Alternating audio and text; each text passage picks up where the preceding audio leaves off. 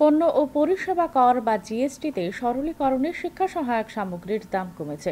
এজন্য ঊনকোটি জেলার সদর কৈলা শহরের পুস্তক ব্যবসায়ী থেকে শুরু করে শিক্ষার্থী ও শিক্ষা অনুরাগীরা ভারত সরকারের যুগান্তকারী পদক্ষেপে দারুণ খুশি। নতুন কর কাঠামো অনুসারে সাশ্রয়ী মূল্যে মিলছে পেন্সিল, শার্পনার, গ্রাফ, মানচিত্র, চার্ট, গ্লোব সহ নানা সামগ্রী। গত 22 সেপ্টেম্বর থেকে কার্যকর হওয়া শিক্ষা সহায়ক সামগ্রীতে 12% জিএসটি থেকে একেবারে শূন্য করা হয়েছে। ব্যবসায়ী অপূর্ব চন্দ জানালেন, জিএসটির নতুন কর কাঠামো চালু হওয়ার পর তার ব্যবসা আগের তুলনায় বেড়েছে। অন্যদিকে শিক্ষানুরাগী নিবেদিতা ধর এবং কলেজ পড়ুয়া ছাত্র বিবেক ভট্টাচার্য জানালেন, শিক্ষা সহায়ক সামগ্রীতে জিএসটি হ্রাস পাওয়ায় সহজলভ্য ও সুবিধা হয়েছে। অনেক শিক্ষা সামগ্রীর দাম কমেছে।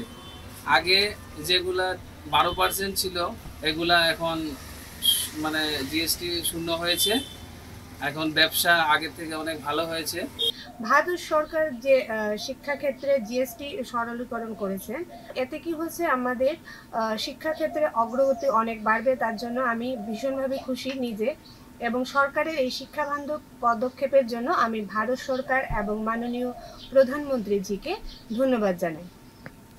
তো 22 সেপ্টেম্বর থেকে যে জিএসটি রিফর্ম করেছে, তারপরে আমাদের জিএসটি 0% হয়েছে এবং তাতে আমরা আগে যে দামে জিনিসপত্রগুলি কিনতাম তার থেকে অনেক কম দামে এখন আমরা জিনিসপত্রগুলি পাচ্ছি।